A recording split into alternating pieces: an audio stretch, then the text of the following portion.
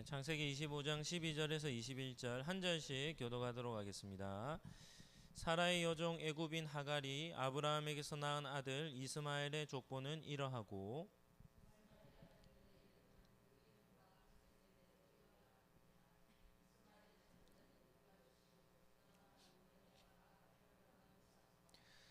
미스마와 두마와 마사와. 이들은 이스마엘의 아들들이요 그 총과 부락대로 된 이름이며 그 족속대로 12 지도자들이었더라.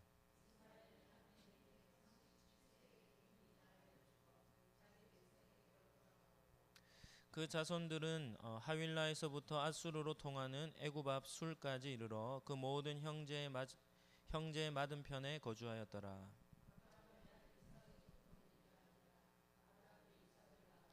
이삭은 40세에 리브가를 맞이하여 아내를 삼았으니 리브가는 밧단 아람의 아람 족속 중 부두엘의 딸이요 아람 족속 중 라반의 누이였더라. 이삭이 그의 아내가 임신하지 못하므로 그를 위하여 여호와께 간구하며 여호와께서 그의 간구를 들으셨으므로 그의 아내 리브가가 임신하였더니. 아멘. 오늘은 이스마엘의 족보와 이삭의 족보라는 제목으로 말씀을 잠시 나누도록 하겠습니다. 한번 따라하겠습니다. 믿음의 사람은 끝까지 언약을 붙듭니다. 오늘은 이런 주제로 말씀을 잠시 살펴보도록 하겠습니다. 오늘 읽은 본문, 믿음의 사람은 어떻게 믿음으로 살아야 하는가라는 이런 주제입니다. 첫 번째 살펴볼 주제는 이스마엘의 족보입니다. 우리는 창세기에서는 두 가지 족보가 나온다고 말씀을 드렸습니다. 한 가지는 선택 계열의 족보고 또 한 가지는 비선택 계열의 족보라고 말씀을 드렸죠. 선택 계열과 비선택 계열의 차이점이 있습니다. 그것은 선택 계열의 족보는 수직적 족보라 했습니다. 수직적 족보. 한 계보당 한 사람씩으로 이루어진 수직적 족보입니다. 아담이 셋을 낳고 이렇게 한 사람씩 기록되는 족보죠. 대신에 비선택 계열의 족보는 수평적인 족보라 했습니다. 오늘 읽었던 이스마엘과 같이 이스마엘은 첫째 누구를 낳고 둘째 누구를 낳고 셋째 누구를 낳고 넷째 누구를 낳고 이렇게 해서 수평적으로 이렇게 기록된 것이 비선택 계열의 족보라고 말씀을 드렸습니다.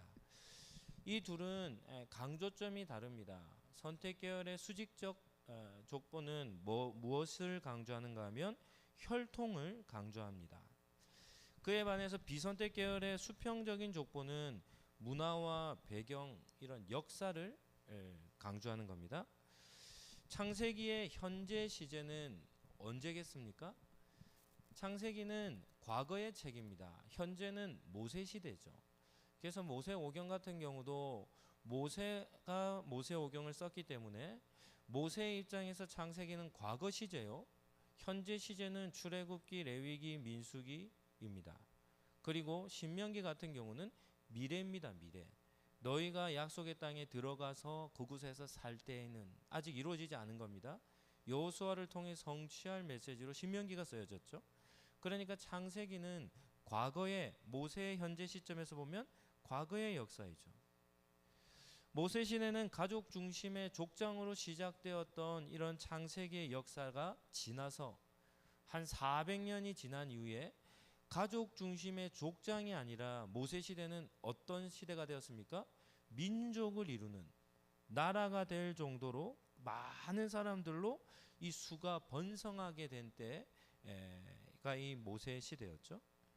그러니까 모세가 사는 그 시대에는 이스라엘뿐 아니라 주변의 나라들이 주변의 이웃 이방 나라들이 다 나라의 형태들을 취하고 있었습니다. 우리가 잘 아는 이스라엘의 주변 국가 어느 나라들이 있습니까? 많이 있죠. 가나안 땅에는 가나안 족속, 모압, 암몬, 에돔, 이런 민족들 있죠. 블레셋, 아수르, 바벨론, 이런 여러 이스라엘 주변에 있는 나라들입니다. 주변에 있는 나라들. 그러니까 이런 나라들이 어떻게 해서 이스라엘의 주변 국가들로 성장하게 되었는지를 보여주는 것이 무엇인가 하면 이 창세기에 나오는 수평의 족보를 통해 이 이 역사를 민족과 나라의 형성되는 역사를 보여주는 것이죠. 그러니까 수직적 족보와 수평적 족보는 다른 의미가 있습니다. 그럼에도 수평적 족보도 기록되어져야 되죠. 왜냐하면 누구의 혈통으로 어떤 나라들이 형성이 되었는지 이런 것들을 보여주기 때문입니다. 그러니까 모세 시대에 에돔 땅을 지난다든지 모압과 암몬 땅을 지날 때 모세가 그 나라 민족들에게 무엇을 요구하냐면 형제로서의 긍휼을 요구하는 겁니다. 우리는 친족 국가라는 겁니다. 왜요? 선조로 올라가면 에서의 후손이 에돔이죠. 이스라엘은 야곱의 후손이 아닙니까? 모압과 암몬 같은 경우도 아브라함의 조카 롯의 후손들이지 않습니까? 그러니까 우리는 형제의 민족으로 당신 나라들을 좀 지나갑시다. 형제로서의 이런 민족으로서의 긍휼을 요구하는 거죠. 그런데 어느 나라도 허용하지 않았습니다. 그러니까 이들이 어떻게 국가로 발전되었는지를 보여주는 것이 창세기의 이런 수평의 족보를 통해 보여주는 것이죠. 창세기는 이스라엘의 주변 국가들 중에 중요한 나라들은 반드시 소개하는데 그것이 창세기의 역할이기 때문입니다. 그에 반해서 선택 족보는 여러 형제들 중에서도 선택받은 자 한 사람씩만 언급되는데 왜 그렇게 수직적으로 기록을 하는가 하면 이것은 구약의 기록 목적이기 때문입니다. 구약 성경이 왜 존재하는가 하면 아브라함의 후손으로 오실 메시아를 보여주기 위해 이 구약이 기록이 된 거죠. 그러니까 수직적인 족보는 창세기 정도가 아니라 구약 성경이 존재하는 궁극적인 목적을 이루기 때문에 이 수평적인 족보가 수직적 족보가 중요한 것입니다. 그럼 오늘 읽었던 우리 이스마엘의 족보에 대해서 한번 살펴보죠. 이스마엘의 족보는 수직적 족보입니까? 수평적 족보입니까? 수평적인 족보를 했습니다. 12절에서 15절을 한번 보시죠. 사라의 여종 애굽인 하갈이 아브라함에게서 낳은 아들 이스마엘의 족보는 이러하고 이스마엘의 아들들의 이름은 그 이름과 그 세대대로 이와 같으니라. 이스마엘의 장자는 느바요시요 그 다음은 게달, 압브엘, 밈삼, 미스마, 두마, 마사, 하닷, 데마, 여둘, 나비스, 게드마라 이렇게 나오죠. 여기서 우리는 이스마엘의 족보의 특징을 살펴볼 수 있어야 되는데 이스마엘의 족보의 특징은 첫 번째는 무엇인가 하면 이스마엘의 아들들만 소개한다는 것입니다. 다른 수평적인 족보에는 보면 아들 정도가 아니라 그 아들의 아들의 아들 정도까지도 그래도 수평적으로 족보가 기록되어 있지만 그럼에도 그 대를 이어 2대 3대까지는 기록하고 있는데 이스마엘의 수평적 족보의 특징은 이스마엘의 아들들까지밖에 기록되어지 않는다는 겁니다. 이것은 무엇을 뜻하는 것이겠습니까? 이스마엘의 아들들 중에는 창세기 성경적 관점에서 볼 때 그렇게 주목할 아들이 없었던 겁니다. 주목할 만한 민족이 형성되지 않았음을 뜻합니다. 모세 시대에 영향력 있게 행사할 만한 그런 후손들이 이 성경의 관점입니다. 없었다고 볼 수 있는 것이죠. 그럼에도 이스마엘의 아들들의 소개에서 놓치지 말아야 할 것이 한 가지가 있는데 그것이 무엇인가 하면 한번 따라하시죠. 이스마엘의 아들의 수. 뭐를 놓치지 말아야 한다고요? 이스마엘의 아들의 수가 중요합니다. 이것이 왜 중요한가 하면 하나님께서 아브라함에게 하셨던 말씀이 있었기 때문입니다. 창세기 17장 20절 말씀. 창세기 17장 20절 말씀. 우리 같이 한번 읽어볼까요? 시작. 이스마엘에 대하여는 내가 내 말을 들었나니 내가 그에게 복을 주어 그를 매우 크게 생육하고 번성하게 할지라. 그가 12두령을 낳으리니 내가 그를 큰 나라가 되게 하려니와. 이렇게 나옵니다. 이스마엘의 아들이 왜 12명입니까?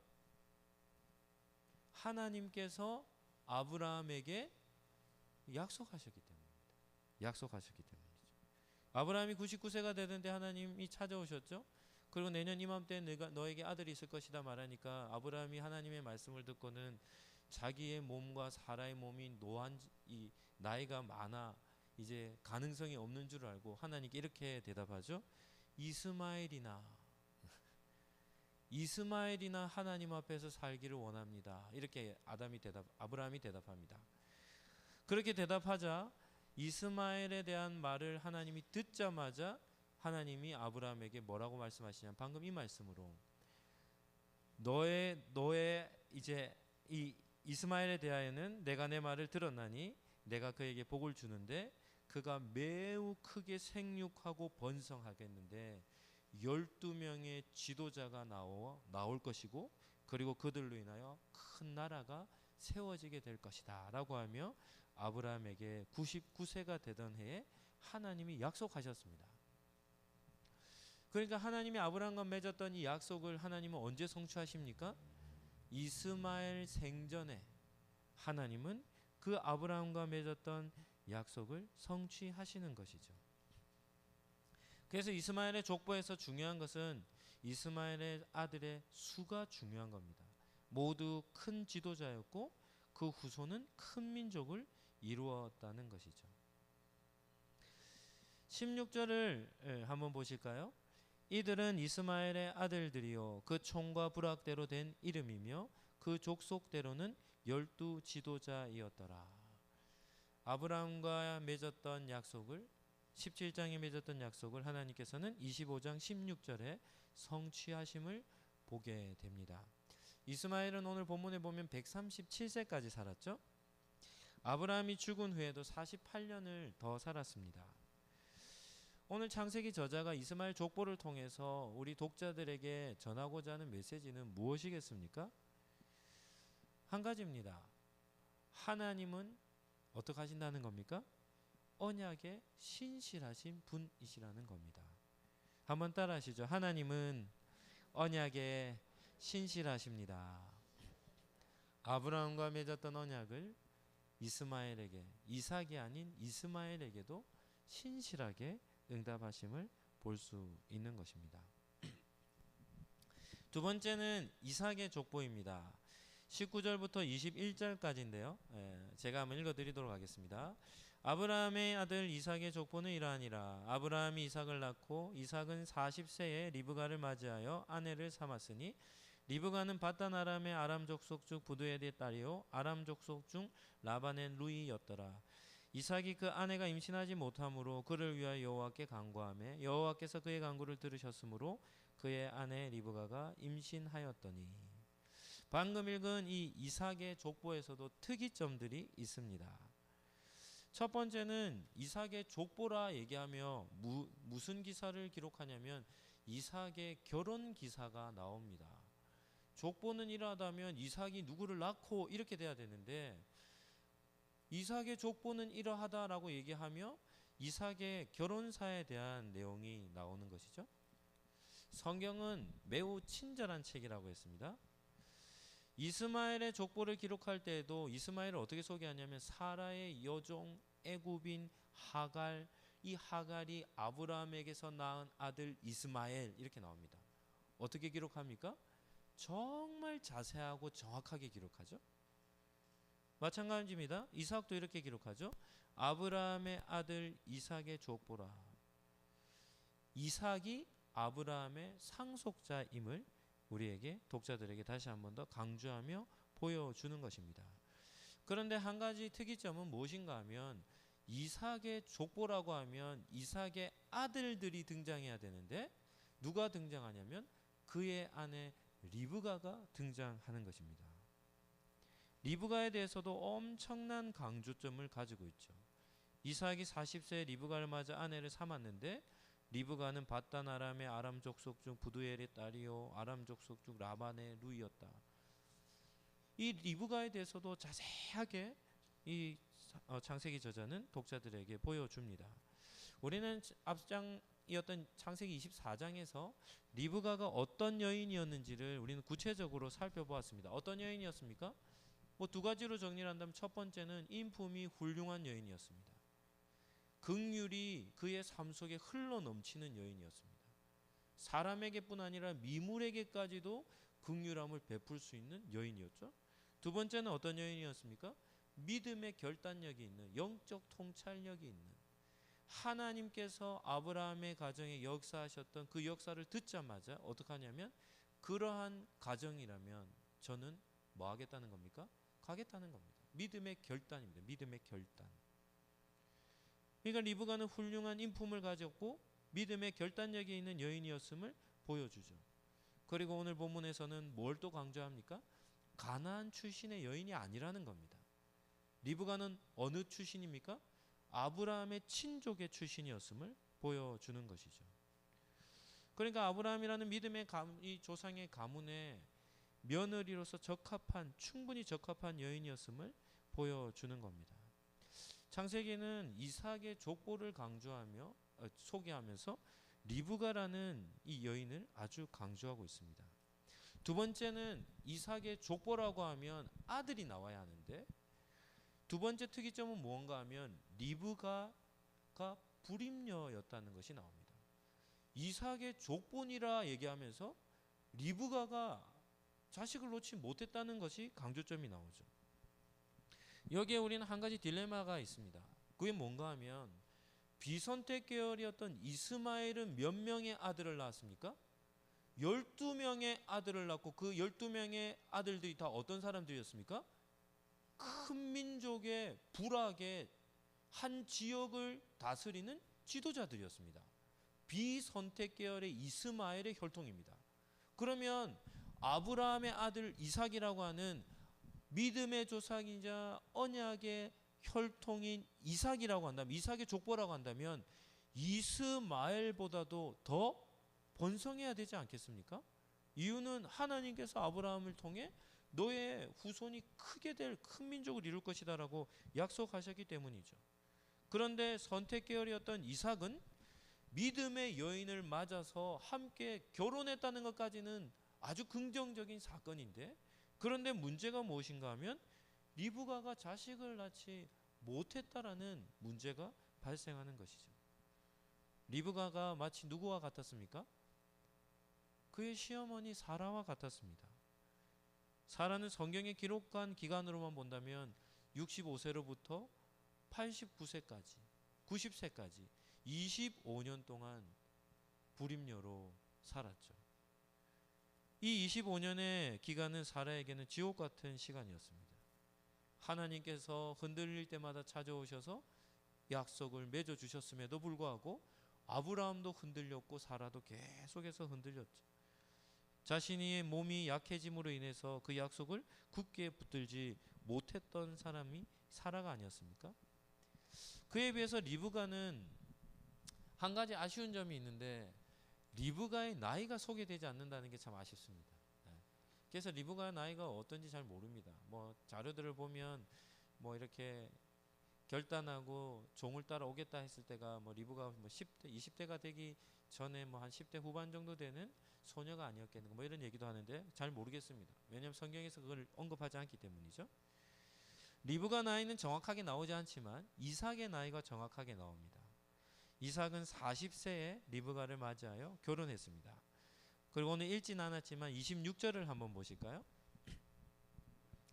네, 26절 하반절에 보시면 리브가가 그들을 낳을 때에 이삭이 몇 살입니까? 60세였습니다. 60세. 이삭과 리브가가 결혼한 지 몇 년 만에 아들을 낳았습니까? 20년 만에 낳았습니다.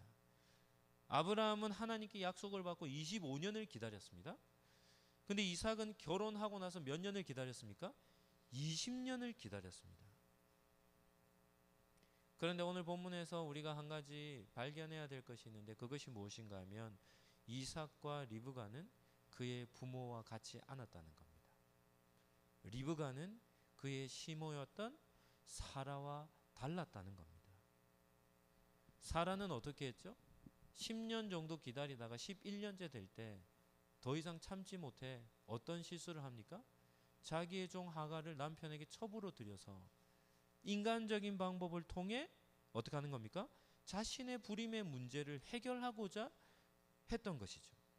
그런데 이삭과 리브가는 이 두 사람 모두가 다 어떤가 하면 다른 방법을 택하지 않습니다. 인간적인 방법으로 리브가의 불임의 문제를 해결하려는 모습이 나타나지 않는다는 것입니다. 이 문제에 있어서만큼은 이삭이 좀 지혜롭지 않았을까요? 여러분이라면 어릴 때 이삭이 엄마 품에서 어떤 얘기를 제일 많이 들었을 거라 생각합니까? 사라가 90세 늙은 할머니죠. 늙은 할머니와 같은 엄마인 사라가 이삭을 품에 안고 평생 어떤 얘기 했을까요? 긍정적으로 본다면 이삭아, 내가 평생에 제일 잘한 일은 네 아버지 아브라함을 택한 거다. 그런데 내 평생에 가장 큰 실수는 뭐라는 겁니까? 내 종 애굽 사람 하갈을 들여 너의 아버지에게 첩으로 준 것, 이스마엘을 낳은 것이 내 평생의 가장 큰 실수였다. 내가 하나님의 약속을 신뢰하지 못함으로 내가 저지른 큰 잘못이었다. 이런 얘기를 이삭에게 계속해서 들려주지 않았겠습니까? 그래서 그런지 모르겠지만 이스라엘의 3대 족장 누구죠? 아브라함과 이삭과 야곱이죠. 그런데 이 3대 족장 중에 아브라함은 하갈을 첩으로 들였다가 나중에는 내보냈지만 또 노년에 그두라라는 여인을 후첩으로 들여서 아들을 6명이나 낳았죠. 그리고 이삭 말고 야곱은 어떻습니까? 야곱은 삼촌한테 속아서 결혼을 2번 하는 겁니다. 그래서 레아와 라헬을 아내로 얻고 레아와 라헬이 또 서로 엄청난 질투심으로 싸우거든요. 그래서 어떻게 해서든지 야곱에게서 더 많은 아들을 놓으려고 자기들의 종 실바와 비라를 첩으로 야곱에게 주어서 12명의 아들을 낳게 합니다. 야곱에게도 4명의 아내가 있었던 거죠. 2명의 아내와 2명의 첩이었습니다. 그런데 이 3대 족장 중에 유일하게 일부 일처제는 누구밖에 없을까요? 이삭밖에 없습니다. 이삭은 리브가 외에는 어떤 여인도 취하지 않았습니다. 이런 것을 보면 부모님의 영향이라 이렇게 볼 수도 있을 겁니다. 어쨌든 이삭은 리브가와 평생을 살았습니다. 이삭은 리브가가 20년 동안 아이를 낳지 못했음에도 불구하고 다른 여인을 받아들이지 않았던 것이죠. 그런데 한번 생각해 보시죠. 이삭에게 있어서 가장 예민한 문제가 무엇이었을까요? 후손이 아니었겠습니까? 왜요? 자기의 출생사도 어떻습니까? 아브라함과 아버지에게서 어머니에게서 자기의 출생사를 들었을 때 자기의 출생도 어떻습니까? 기적 같은 출생 아닙니까? 자기 부모님들의 입장에서 보더라도 자기도 엄청나게 귀한 자식입니다. 자기 하나밖에 없어요. 자기의 출생사로 본다면 엄청나게 힘들게 해서 자기 하나를 낳았습니다. 그리고 아브라함과 하나님이 맺은 언약이 자기에게 계승이 되었기 때문에 이삭에게 있어서도 무엇이 중요합니까? 씨가 중요합니다. 후손이 중요하죠. 아브라함에게 있어서 상속자라는 씨라는 개념이 정말 중요했듯이 이삭에게 있어서도 뭐가 중요합니까? 자기와 리브가 사이에서 출생하는 씨가 중요한 겁니다. 후손이 중요한 것이죠. 이것은 너무나도 중요한 과제였습니다. 그럼에도 불구하고 이삭은 이렇게 예민한 자식의 문제였음에도 불구하고 다른 방법을 택하지 않았던 것이죠.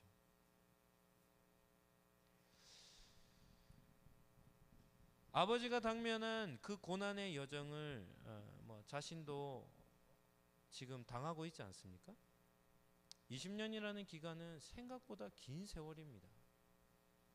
그리고 40대에서 60대가 되는 과정이죠. 그러니까 이런 20년 동안의 자녀가 없이 지내는 이 과정이 이삭에게도 결코 쉽지 않았을 것입니다. 오늘 설교에서 제일 중요한 포인트입니다. 어떻게 보면 제일 중요한 질문일 수도 있는데 한번 질문해 보도록 하겠습니다. 그렇다면 이삭은 20년 동안 어떻게 그 힘든 고난의 여정을 견뎌내었을까 하는 겁니다. 이 질문은 이삭이 어떤 사람인가라고 묻는 질문과 동일합니다. 이삭은 어떤 사람이었는가 하는 것이죠. 이 질문에 대한 답이 21절에 나옵니다. 21절이 정말 중요한 본문이니까 우리 같이 한번 읽도록 하겠습니다. 같이 읽겠습니다. 이삭이 그의 아내가 임신하지 못함으로 그를 위하여 여호와께 간구하며 여호와께서 그의 간구를 들으셨으므로 그의 아내 리브가가 임신하였더라. 이렇게 나옵니다. 이삭은 후손의 문제를 어떤 방법으로 해결했습니까? 인간적인 방법을 택하지 않았습니다. 리브가가 아닌 다른 방법을 선택하지 않았습니다. 이삭은 오로지 뭐 하였습니까? 여호와 하나님께 기도한 것밖에는 없습니다. 몇 년을 기도했습니까? 20년을 기도했습니다. 여기서 우리가 깨달을 수 있는 것이 무엇일까요? 이삭이 어떤 인물인가 하는 겁니다. 이삭은 창세기 24장에 노종이 자기의 배우자를 데려올 것을 알고는 먼 여정을 떠난 이후에 이삭은 뭐 하면서 기다렸습니까? 들에 나가 묵상하였다 했죠. 들에 나가 기도하는 삶을 살았습니다. 이 본문이 어떤 본문인가 하면 이삭이 이제 성인으로서 창세기라고 하는 역사의 무대에 처음 등장하는 이삭의 모습인데, 창세기의 저자는 이삭이 처음 등장하는 모습을 어떤 사람으로 묘사합니까? 기도자로 묘사하는 겁니다. 기도자로. 그리고 오늘 읽은 본문은 어떤 의미가 있냐면, 아브라함이 죽은 이후 새로운 시대의 인물로 이삭이 등장하면서 이제는 창세기의 구속의 역사 속에 아버지가 아니라 자기가 주인공으로 등장하는 본문에서도 이삭은 어떤 사람으로 기록이 됩니까? 기도자로 기록이 되고 있는 것이죠. 어떤 사람이 20년 동안 인내하며 기도할 수 있겠습니까? 어떻게 해야 20년 동안 끝까지 기도할 수 있겠습니까? 20년 동안 인내하며 기도하는 거 쉽지 않습니다. 아브라함과 사라도 어떻습니까? 한 7, 8년 정도만에 한 번씩 꼬꾸라졌습니다. 아브라함도. 약속을 받았지만 하나님이 찾아오셔서 계속 약속하셨거든요. 그럼에도 아브라함과 사라는 계속 꼬꾸라졌습니다. 그런데 이삭은 그러한 모습이 나타나지 않습니다. 20년 동안 이삭이 다른 방법으로 어떻게 하려 했다든지 뭐 이런 내용들이 나오지 않아요. 어떻게 하면 20년 동안 인내하며 기도할 수 있겠습니까? 기도의 확신을 가지고 있으면 됩니다. 기도의 내공이 쌓이면 됩니다. 아마도 성경에는 나오지 않지만 이삭은 젊었을 때부터 늘 기도한 사람이었으니까 기도의 응답에 대한 그런 경험이 이삭에게는 좀 있었던 것 같습니다. 그러니까 그러한 기도의 체험이 20년 동안 변치 않고 흔들리지 않고 20년 동안 그의 기도를 하도록 만든 원동력이 아니었겠습니까? 오늘 기도의 자리에 나오신 우리 성도님들 중에 한 20년째 기도하고 있는 제목 갖고 있는 분 계십니까? 어떻게 보면 너무 오래 기도하잖아요. 너무 오랜 기간 기도하면 그 기도는 응답될 가능성이 없는 것으로 여겨지기 때문에 기도는 하지만 기대하지 않습니다. 그냥 기도만 하는 겁니다.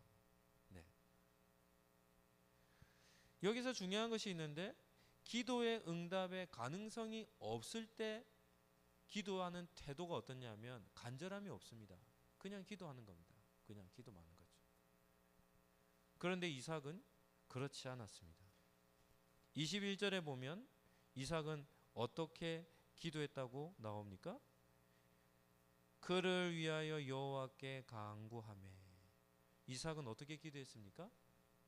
간절히 기도했습니다. 20년 동안 간절히 기도했습니다. 이 말은 무슨 말일까요? 끝까지 기대하고 있었다는 겁니다.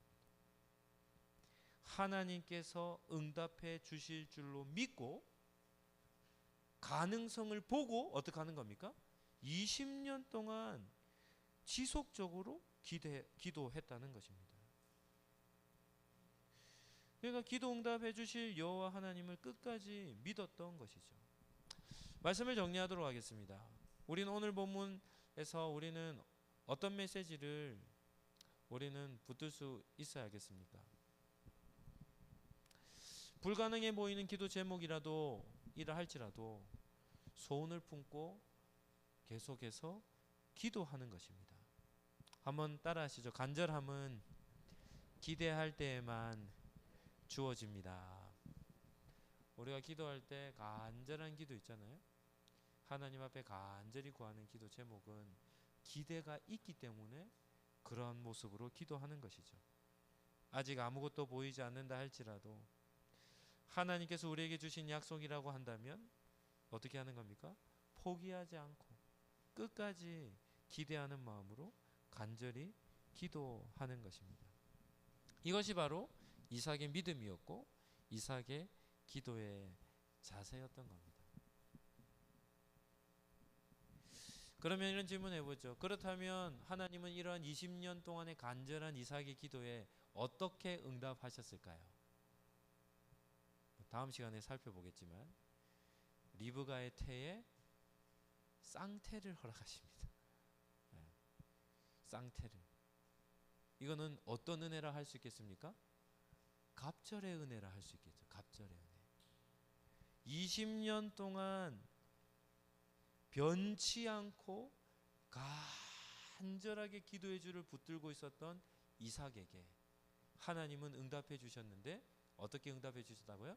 한 번에 2명의 아들을, 갑절의 은혜를 이삭에게 베풀어 주신 것입니다. 이스마엘의 족보를 통해서 우리는 하나님은 언약의 신실하신 분이심을 우리는 붙들어야 하고, 이삭의 기도와 응답을 통해서 기도자는 약속의 말씀을 붙든다면 끝까지 붙들고 응답될 때까지 믿음으로 기도해야 함을 우리는 기억해야 합니다. 누가복음 18장 1절에 예수님께서 기도와 관련된 이런 말씀을 하셨습니다. 이 말씀도 중요한 말씀이니까 우리 같이 한번 우리 앞에 있는 본문을 보시고 같이 한번 읽도록 하겠습니다. 예수께서 그들에게 항상 기도하고 낙심하지 말아야 할 것을 비유로 말씀하여. 기도자에게 요구되어지는 것이 있습니다. 기도자의 요구되어. 그게 무엇입니까? 한번 따라하시죠. 기도자는 낙심하지 않습니다. 이겁니다. 항상 기도하는데 어떻게 하며 기도하라는 겁니까? 낙심하지 말고. 항상 기도하는데 어떻게 하라고요? 포기하지 말고 기도하라는 겁니다. 한번 따라하시죠. 포기하기에는 아직 이릅니다. 포기하기에는 아직 이릅니다. 신실하신 하나님이시기 때문에 때가 되면 갑절로 응답해 주시는 것입니다.